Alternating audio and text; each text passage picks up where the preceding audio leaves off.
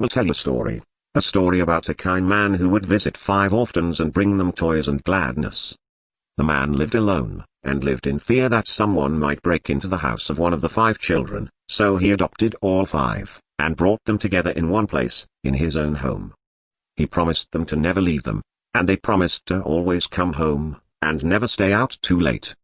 He left one day to buy food, his heart being filled with gladness, but returned to find that the burglar had chosen his home, and killed all 5 of the children. The man could only afford one coffin, so he stitched the 5 bodies together to make one, and buried the child. That night, there was a knock at the door. A woman who was sealed in a small room. In the room was a furnace, and 5 keys. She was told that each of the 5 keys would unlock one of 5 doors outside her room. Inside each room was a child that she could take with her as she fled the building. But she was only allowed to leave her own room with 1 key, not all 5. Desperate to find a way to save all 5 children, the woman melted the 5 keys together in the furnace to create a single key, hoping it would unlock all 5 doors.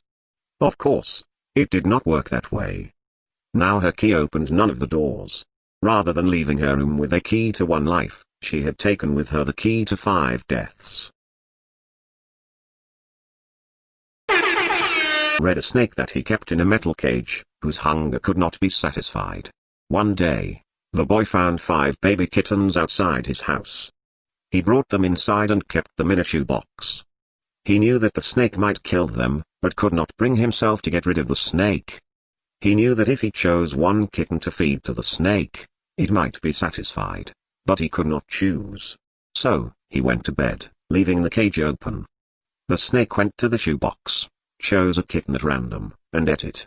After 5 nights had gone by, the boy was full of regret, and cut snake open.